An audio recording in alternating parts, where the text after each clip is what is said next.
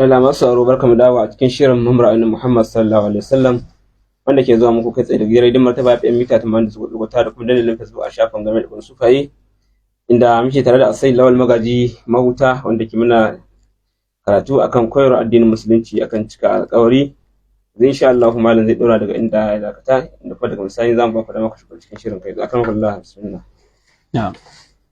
Assalamu alaikum warahmatullah. Alhamdulillah. Muna cikin gabatar da wannan darasi mai limallah ahada lahu, wato babu imani ga dukkan mutumin da bashi da amana. Duk mutumin da ya zama bai da amana to wannan mutumin bashi da imani.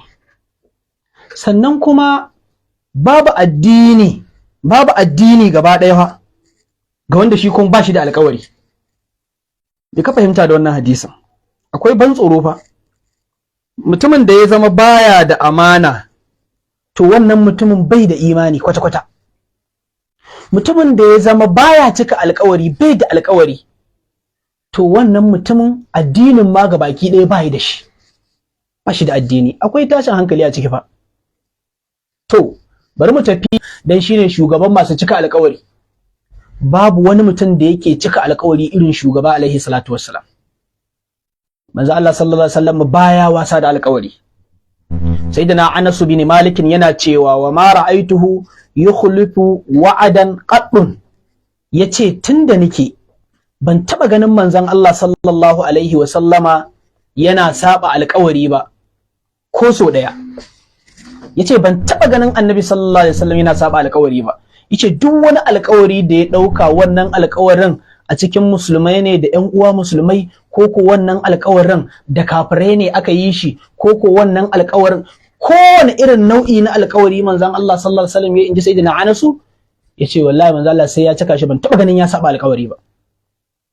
To akwai misalai na alƙawurra da aka yi su wanda ya kamata mu kawo su a wannan wajen, ko Allah zai sa mu dawo cikin hayyacinmu dangane da abin da ya shafi alƙawari da muhimmancinsa da koyarwar manzon Allah sallallahu alaihi wasallam akan shi. Kamar yadda aka sani a shekara ta 6 bayan hijira, manzon Allah sallallahu ta'ala alaihi wasallama ya yi wani mafarki alaihi salatu wassalam, cewa ga yanan da shi da sahabbai sun taho sun zo garin Madina a garin Makka sun zo Makka sun yi saisaye sun soke hadaya ko sun yi umara dai. To shikenan shugaba alaihi salatu wassalam sai shirya tafiya da sahabbai, aka taho cikin jin daɗin cewa lokaci yayi za a zo Makka kuma a yi umara. Ba a taho da kowane irin shirin yaƙi ba, babu wani makami na yaƙi, sai dai takobi da ake sargafawa don ba da kawai ta tsaro dai ta yau da kullun da ake tafiya da ita, ba don yaƙi ba. Da aka zo manzon Allah sallallahu alaihi wasallam da sahabbai su 114, 1400 kenan. Da aka zo shikenan an zo sai mutanen Makka suka ga shugaba na alaihi salatu wasallam zai shigo. To shikenan sai suka ga to yanzu bari su hana a shigo saboda suna son su urstawa musulunci. Manzo Allah sallallahu ta'ala alaihi wa sallama ya aika sayyidina Usman bin Affan radiyallahu anhu cewa ya gaya musu ba fa da shirin yaƙi aka zo ba, an zo ne kawai za a yi umra a koma. Suka ce ba a yi sa ba a shiga, akai suka ce ba za a shiga ba. Sahabbai ransu da yawa ya so su, hankalinsu ya tashi, wai yanzu shugaba alaihi salatu wassalam ita so zai shiga garin Makka ga rindina ga sahabbai kuma a ce ba zai shiga ba. Shikenan sai aka ƙulla sulhu, za a yi yarjejeniya kenan, za a ƙulla wani alƙawari. Manzo Allah sallallahu alaihi wasallam sai su mutanen kafiran Qurayshawa sai suka kawo wani mutumi ana ce mashi Suhailu bin Amr, da yazo shine wakilin Qurayshawa. Sai aka hada a nan Hudaybiyya, shi yasa ake cewa sulhu Hudaybiyya, waje ne tsakanin Makka da Madina, ba daga an shigo Makka ba. Shikenan da yazo sai aka kulla wata yarjejeniya, malam yarjejeniya mai cike da san zuciya da san rai. Daga cikin abin da aka yarjejeniya akan shi, wai shine idan wani daga cikin musulmai da suka bi shugaba alaihi salatu wassalam ya kutto ya ban musulunci ya dawo makka gurin yan uwan shi wai a kyale shi, amma fa idan wani daga cikin makka ya kutto ya bi annabi sallallahu alaihi wasallam wai a dawo da shi, kaga babu balansin a ciki da abubuwa da waɗanda ba masu daɗi ba. Shine ma har sayyidina aliyu karramallahu wajahu shi ke rubutawa, ya rubuta bismillahir rahmanir rahim, kai wannan Suhail bin Amr ya ce a'a shi bai yadda ba, shi ya dai san Allah amma bai san wani rahmanir rahim ba, ce a goge. Ya ce shi ba zai iya goge al-rahmanir rahim ba. Manzo Allah sallallahu alaihi wasallam ya ce a cire. Sai ya ce yarjejeniyar annabi Muhammadur Rasulullahi sallallahu alaihi wasallama da Quraishawan Makka. Sai wannan Suhail bin Amr ya ce shi ma nan bai yadda ba. Ai inda sun yadda da shugaba alaihi salatu wassalam Rasulullahi ne da ba za su yi yaƙi ba. Saboda haka a goge wannan suna da aka sa, a maida a sa wane dan wane, ya ambaci shugaba alaihi salatu wassalam.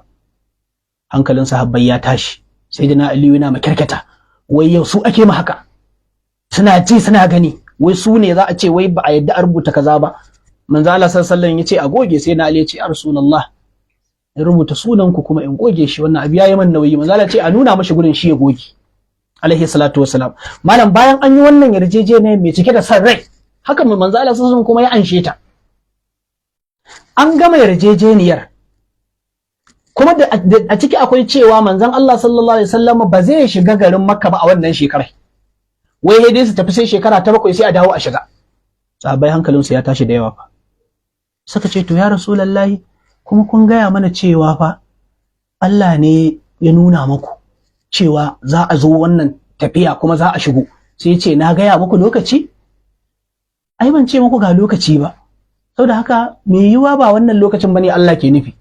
Hankula da yawa sun tashi, shine har abin da ya jawo aka yi wannan bai'atul ridwani da sauran abubuwa. Kada in nan gurin wata salaiba ce in an sake ta kuma sai a fada wani topic wanda ba shine kuma muke tattaunawa a nan gurin ba.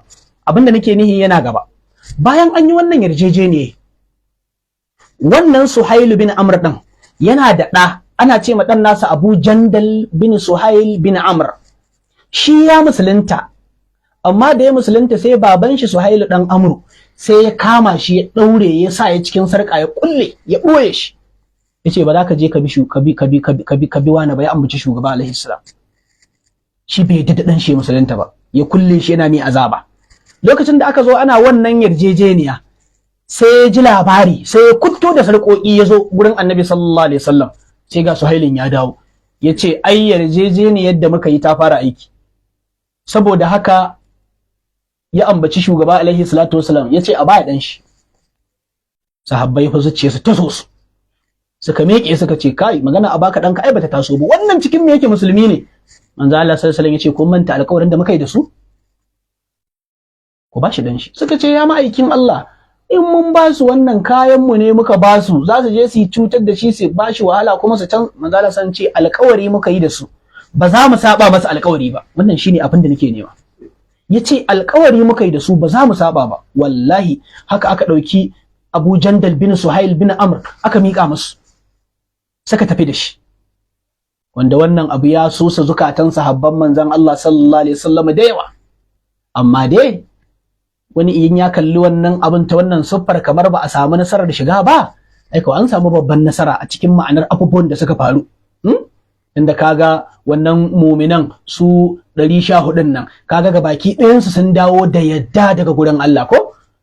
Laqad radiyallahu anil mu'minina idh yubay'unaka tahta ash-shajarati, wanda dalilin fitowar ne aka samu wannan bai'a din, har abin da ya faru da tarihi da ya kawo an saba ji ko? Kaga dalilin wannan fitan ne, kaga an dawo da riba mai yawa.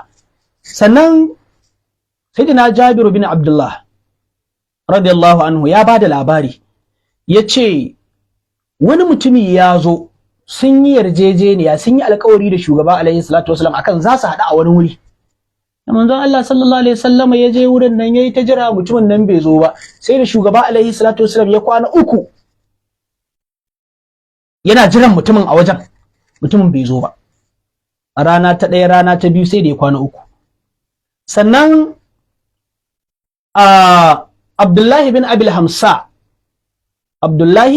Hamsa ya ba da labari, shi yace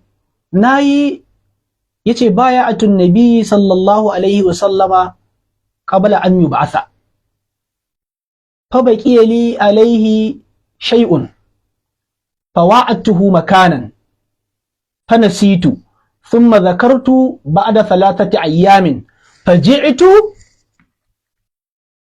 fawajadtuhu fi makanihi faqala ya fulanu laqad shaqaqta alayya aw kama qala.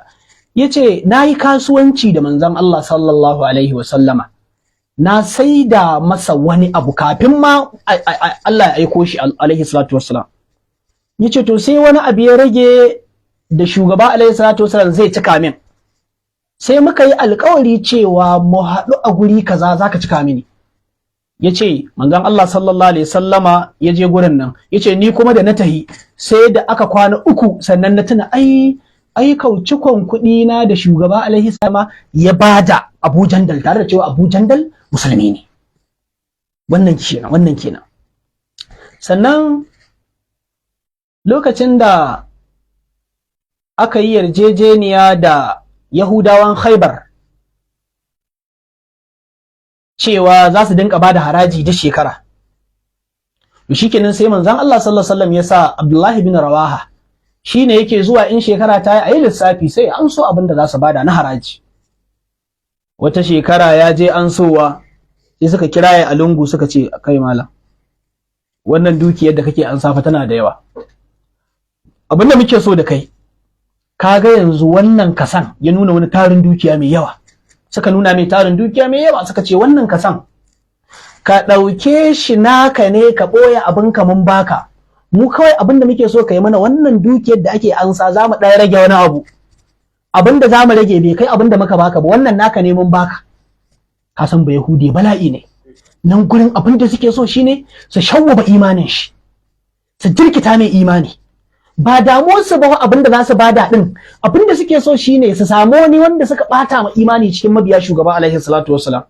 Abdullahi bin Rawaha yace kan wannan tarin dukiyar taku in saba umarnin manzon Allah in ci amana in saba alƙawari? Yace wallahi ba zan iya cin amanan manzon Allah ba zan saba alƙawari ba. Suka ce kai kau, tunda sama da ƙasa take bata taba ganin mutumin da yake iya kiyaye amana da alƙawari irin ka. Wannan haka saka rayu su. Alƙawari zaka ga abun tsananin kiyayewa ne, abun bawa kulawa ne. Sannan ga mashahurin hadisin Buhari da manzon Allah sallallahu alaihi wasallam ke bada labari, ko labarin wani mutumi da yayi kasuwanci da wani mutumi da yazo neman rance, ya zo neman a ranta masa kuɗi ne na kasuwanci gurin wani. Da yazo sai shi mai kuɗin ya ce ma mai neman bashin, ya ce waye shaidar ka? Ya ce wallahi bani da wani shaida sai Allah. Ya ce to waye garanto, waye kafil, waye zai tsaya maka in ba a gakka ba shi za a tuhuma kan kuɗi? Ya ce wallahi Allah ne. Ja'altu Allah shahidan wa kafilan baini wa bainak. Ya ce na sanya Allah ya zama shine shaida kuma shine garanto tsakanina da kai. Shi kuma wancan mutumin yayi imani da Allah, ya ce to shikenan, wannan ka sanya Allah a ciki, bari in baka. Ka sanya Allah tsakani. Ka san nawa ya bashi? Abin da ya bashi shine dinari 1000 ya bashi. Dinari 1000 kuɗi ne mai yawa. Dinar, 1000 dinar, kuɗi ne masu yawa fa. Yanzu kaga alsahin dala a yanzu 1000 dinar din nan ya kai wajen dala 300,000. Alsahin naira a yanzu akan lissahin naira tana kan dala ɗaya tana kan 1,600 ne ko yanzu. Alsahin 1,600 din nan ko ta fi ko ta gaza mu ɗauke ta a haka. Alsahin 1,600 dola, 1000 dinar fa zai kama naira miliyan 480 kenan. Shine daidai da dala 300,000. Idan ka kasa 480 miliyan 480, wato divide by 300,000 a raba 300,000, shi zai baka 1,600. Wato duk dinare ɗaya akan 600 za a samu a lissahin naira za a samu naira miliyan 480. Wannan wasu ne kuɗin da ya ɗauka ya bashi. Suka yi alkawari cewa zai biya shi kuɗin shi. Yace to shikenan da na dawo kasuwa rana kaza zai biya shi. Kaga wannan me aka yi, an yi mi'at kenan ko? A cikin lissahin alkawaran da muka bambanta. Ya yi alkawari amma siffar mi'at ya sa lokaci cewa ga ranar da zan dawo ma da kuɗinka. To, ya hau ruwa ya shallaka ya tafi ya je ya yi kasuwanci, an ci riba, kasuwa ta yi albarka. Ya zo ranar da aka sa zai dawo da kuɗi, bai samu jirgin da zai hawo ya dawo ya kawo kuɗi ba, ya rasa yadda zai yi. Gashi ya sanya Allah shaida, Allah garantonsa, gashi mutumin nan ya yi imani, ya yi shahada, ya bashi kuɗin, gashi shi kuma babu jirgin da zai hawo ya zo ya kawo kuɗin a ranar biya, gashi kuma bai so ya saba alƙawari. Kawai ya yi tunani ya ce to ya ubangiji, kai na sanya shaida a tsakani kan wannan bashi da aka bani, saboda haka sai ya samo wata tumba, kamar a ce wani katon icce haka, sai ya fafare iccen, ya fafare shi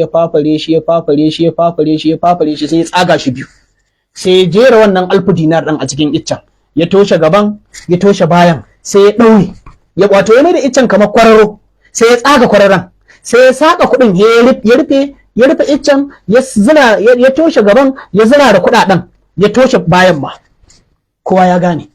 Da ya toshe sai ya zo bakin ruwa ya ce to ya ubangiji, kai na kafa shaida, kai na kafa garanto, sanda aka bani wannan kuɗi a bashi kuma ɗauki alƙawarin biyan sa a wannan rana. Ya Allah, ban samu jirgin da zan hau in je in kai mai kuɗin nan kuɗinsa ba. To ya Allah, yadda ka tsaya man aka bani, ka sadar da kuɗin nan ga mai su, kada in saba alƙawari. Kawai ya saki kuɗin a kallo. Shikenan ya dawo shi. Shi kuma wancan mutumi mai kuɗi kenan, miloniya, tunda wannan ya kai miloniya, sai ya zo bakin ruwa yana sauraron jirgin da zai zo da wannan mutumin don ya cika masa alƙawarinsa a wannan rana. Har yamma ta yi bai ga kowa ba, da jirgin ƙarshe ya zo yamma ta yi, sai ya ce kila a ciki zan samu wannan mutumin da na ba kuɗi na cikin jirgin nan. Aiko mutumin nan aka duba jirgi babu shi, yana nan tsugune yana cewa to yanzu wannan bawan Allah ko me ya same shi, ko ya aka yi bai zo ya cika min wannan alƙawari ba. Kawai he ga icce, ruwa ya koro shi, ya zo saitin shi, ya sa hannu ya kama icce, ya ce to tunda ban samu biyan bashi ba bari in yi kirare, in je da wannan icce ba baka in ya bushe ai ma yi abinci. Ai kawai yana zuwa gida yana tsaga iccen nan, sai yana budewa he ga to ai wannan daure yake ma, an daure shi an tushe, yana budewa kawai he ga kuɗi, yana irgawa ya ga alfu dinar, ga wasiƙa nan kuma ya sa a ciki, ya kai wannan bawan Allah da muka yi alƙawari da kai akan cewa zan dawo ma da kuɗi a wannan rana, uzuri ya same ni, ga kuɗi sun samu amma ban samu jirgin ruwa ba, to ga kuɗin ka nan, na kafa Allah shaida kuma garanto na, to na kawo na ɗora shi a cikin ruwa, na roƙi Allah ya sadar da shi gare ka. Ya buɗe ya ce Allahu akbar, wannan ya cika alƙawari. Yana ya kwance kuɗin shi ya ci gaba da mu'amalar shi. Shi kuma wancan mutumi da ya ranci kuɗi, bayan wani lokaci da ya samu jirgi, sai ya ƙara ƙirgo irin wa'innan kuɗin, sai ya zo da su, sai ya ba mutumin ya ce ai ni ka riga ka biya ni kuɗi na tuntuni. Ce wani kuɗi zaka bani banda wanda ka biya ni? Ya ce kamar ya ce ba ka rubuto takarda ka ɗoro akallan da ka kafa shaida, to ya kawo min kuɗin. Malam, wannan babban misali ne cikin kula da abin da ya shafi alƙawari da kiyaye alƙawari. Saboda haka gaskiya ya kamata wa'annan darussan Allah ya amfanar da mu da su, ya zama cewa mun zabura wajen kula da alƙawuranmu. Amin. Masu ina ga da kuma haka zan ba ku dama ku shigo cikin bibi da lokaci da ya gangaro. 0814091902 0814091902 wato 08140981902 a cikin shirin Mura'in Muhammad sallallahu alaihi wasallam. Ga mai kiyaye na farko a cikin shirin. Assalamu alaikum wa rahmatullah. Alaikum salam wa rahmatullah. Kuna magana da Maryam Sani Sharu, kasuwar mata Kuntuwa da Ƙarya Ibada. Alhamdulillah. Muna ma malam barka da zuwa wannan guri mai albarka, ya zo lafiya, Allah ya mayar da shi gidan shi lafiya. Allah ya saka mu dauki nauyin shirin nan da alkhairi da muryar dariƙa da kuma ma'aikatan gidan rediyon baki daya. Allah madaukakin sarki ya ba mu ikon gyara, malam da Allah a ƙara mana da hankali musamman mu mata. sai mu ɗauki alƙawari, kuma alƙawari ne girma malam sai daga baya mu bai da shi abu wasa. Ga shi hadisan Annabi sallallahu alaihi wasallam duk sun nuna mana, kuma muna zuwa makaranta muna yi. Da mazajen namu baki dai Allah ya ba mu ikon gyara baki dai ga kuewa da muewa da fara baki dai. Na gode, a tashi lafiya. Assalamu alaikum. Wa alaikum assalam wa rahmatullahi ta'ala wa barakatuh. Na'am, ina tare da kai. Kuna tare da Habibu Ibrahim Bankuri mai ruwan mutuwa. Na'am Habibu. Yawwa, ogaya gajiya ya aiki. Alhamdulillah. Allah barka da zuwa wannan mimbari namu na Nabi sallallahu alaihi wasallam, da fata Allah ya saka mishi da alheri. Allah ya sa mu cika alƙawari a daina African time. Allah ya mai da mu ranar gida lafiya. Assalamu alaikum wa rahmatullah. Alaikum salam. Assalamu alaikum. Wa alaikum salam. Na'am, ina tare da kai. Ina tare da Abdulaziz ga dukkan Yau alhamdulillah mun ji maudu'i. Allah ya saka da alheri. Allah ya ba mu gida lafiya. Allah ya bada shi da lafiya. Kuma Allah ya ba mu cikin cikin alƙawari mun dauka. Amin. Alfarma wannan za ka wannan mun bari da shi. sallallahu alaihi wasallam. Assalamu alaikum. Na'am, ina tare da kai. Na'am, ina tare da kai da minista karon kuma numfashi.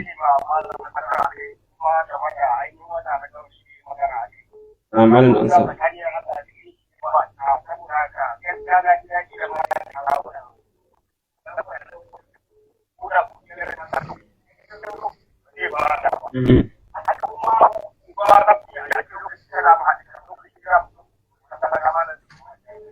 Masha Allah. Zan ɗauki mutum ɗaya zuwa biyu kafin ba mana daga gari. Assalamu alaikum. Na'am, ina tare da kai. Alhamdulillah. Ina tare da kai Jamilu mai dawa kaso fitin ba.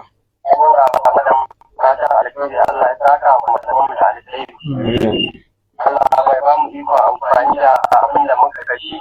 Allah ya da amfani mu duniya da lahira. Amin amin Jamilu. Ya shi da lafiya. Allah ya da ba da kiya lafiya. Masha Allah. Za mu ɗauki mutum na ƙarshe. Assalamu alaikum.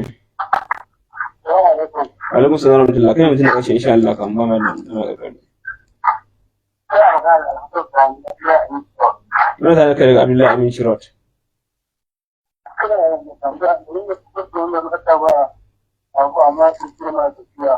Na'am?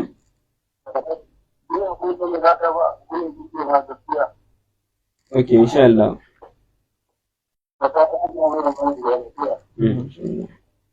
Ba ina ga sa ƙarƙari da wannan tambaya da yake cewa wai mai hukuncin wanda za ka ba mutum ko ajiya ne sai ya ƙirƙiri ma gaskiya sai kuma a da ya ƙarƙari da kira-kira da sauransu. Cikin da ya biyu. To alhamdulillahi a gurguje wato wata mata da ta kira ta yi wata magana mai muhimmanci cikin sakan 30 Allah ya sa in iya bada dan wani bayani. Wato ta ce wai a ja hankalin mata sai su ta yin alƙawarra ba su cikawa ko kuma suna ɗauka alƙawari ne ta ce ba su iya cikawa ba mata bane kadai, wannan al'umma ne ga baki ɗaya. Duk wanda ya san cewa idan ya ɗauki alƙawari ba zai iya cikawa ba, ba wanda ya sa alƙawari da nufin ka cika, sai darura gasgatattar darura ta hana ka cika wannan alƙawarin, to Allah ya sani komai yana kallon ka. Sannan wani ya yi magana African time, wannan time na Africa wannan bai da alheri gaskiya. Da ma dai Allah ya kawo wani juyi da za a canza, ai wannan African time ai wata siffa ce mai girma ta cikin saba alƙawarra. Gashi mu da Afrikawa ne. Allah ka canza mana wannan African time zuwa wani lokaci wanda yake tabbatacce mai gaskiya. Da abin da ya shafi lokaci sai ka zo shi kaga ya ma manta ko bai shirya ba ko ba ai kaza ba. Da Allah duk wannan abubuwan hadari ne, jefa kanmu cikin musifa ne, mu kiyaye. Naga kama akwai sauran lokaci? Daƙiƙa ɗaya. To a ƙarshe ina yi ma 'yan uwa duka fatan alkhairi da fatan Allah subhanahu wa ta'ala ya amfanar da mu da abin da muka ji, kuma waɗanda suke ɗaukar nauyin wannan shiri na mumbarin shugaba sallallahu ta'ala alaihi wa sallama, Allah ya saka musu da alkhairi, musamman ita muryar ɗariƙa ga muryar ɗariƙun sufaye na Funtu, Allah ya saka musu da alkhairi.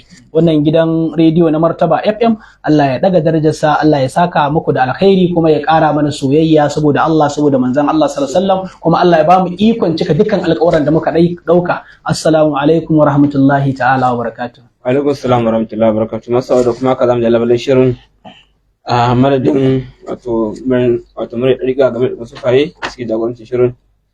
sai kuma Said Lawal Magaji mai wuta da muka kasance tare da shi inda gamsar da karatu akan koyarwa addinin musulunci kan cika alƙawari.